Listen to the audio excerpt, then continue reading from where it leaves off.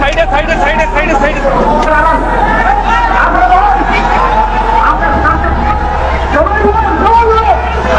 সাইডে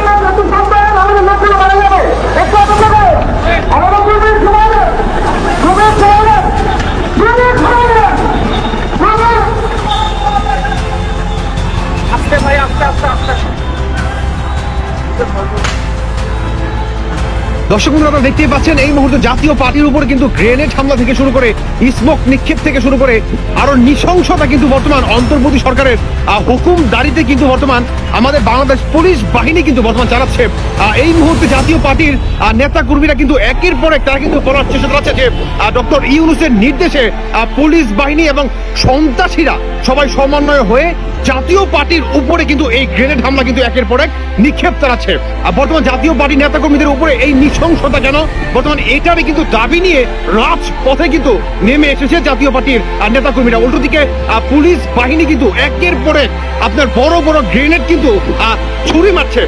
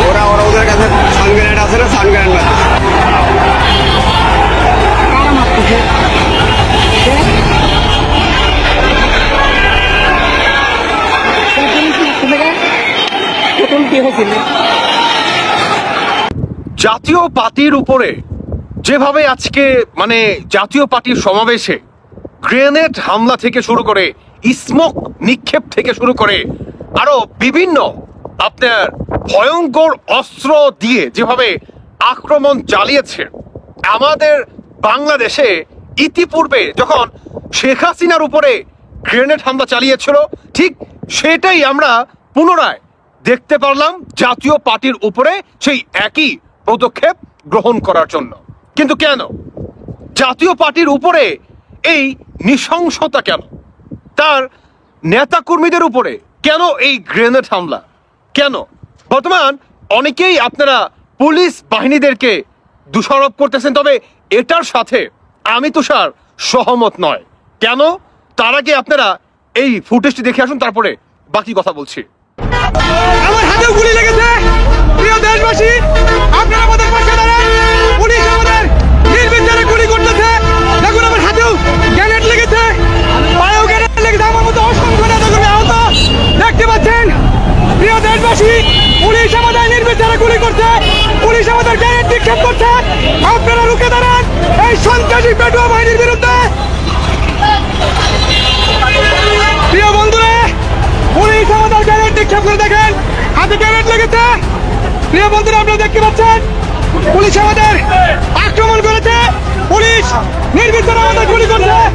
দেখতে পাচ্ছেন, দেখতে পাচ্ছেন আমার হাতে গুলি লেগেছে। প্রিয় দেশবাসী, আপনাদের কাছে দোয়া চাই। আপনারা দেখতে পাচ্ছেন পুলিশ নির্বিচারে আমাদের শান্তিপ্রিয় সমাবেশে গুলি করতেছে।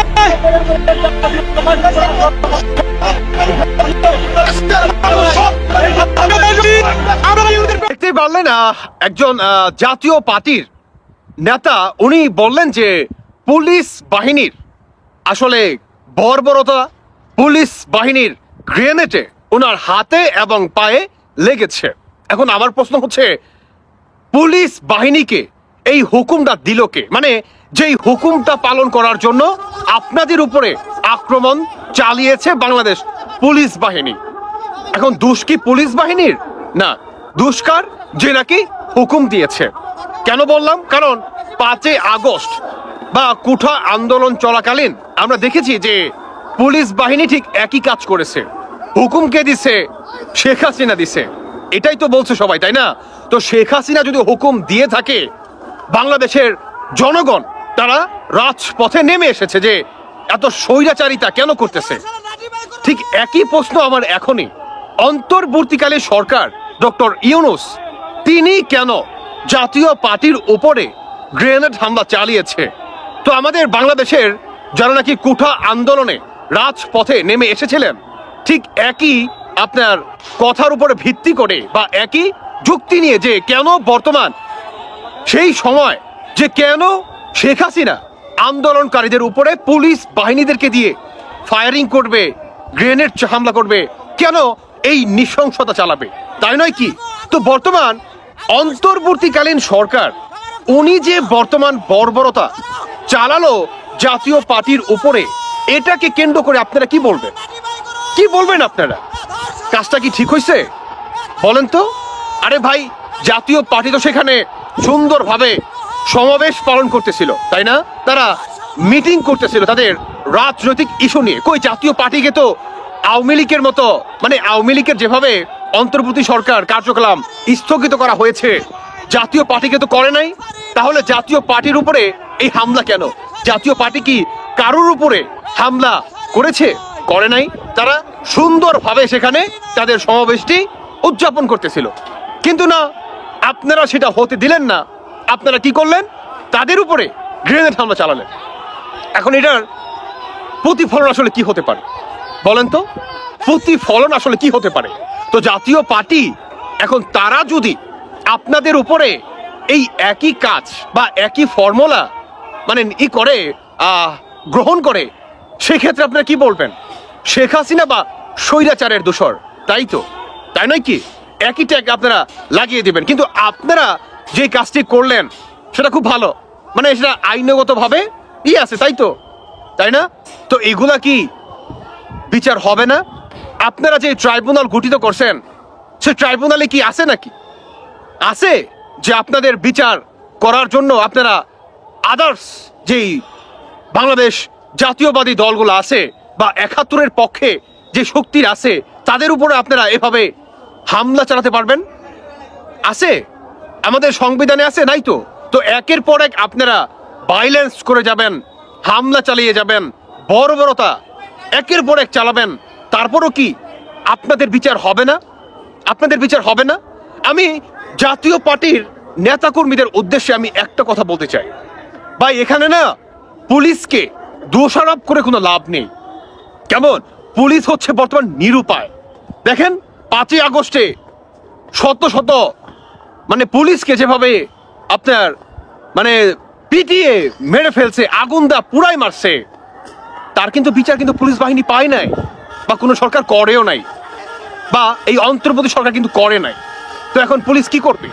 নিরুপায়। যে নাকি হুকুমদাতা তাকে ধরেন, আমি বলবো যে নাকি হুকুমদাতা তাকে ধরেন প্লিজ। এটা কখনোই মেনে নেওয়া যায় না। এটা তীব্র নিন্দা জানাচ্ছি এবং এটার বিচারের দাবি জানাচ্ছি। কেন জাতীয় পার্টির উপরে এই ধরনের হামলা, গ্রেনেড হামলা চালাবে, তাও আবার নৃশংসভাবে? কেন?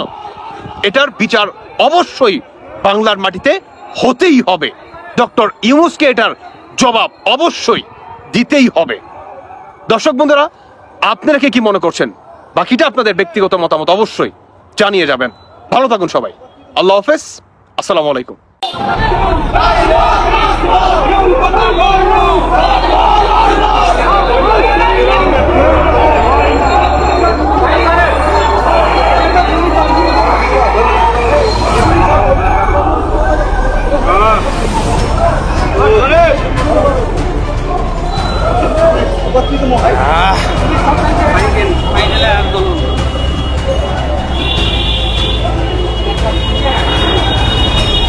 আপনারা দেখতে পারছেন আমরা আর কথা বলতে পারছি না।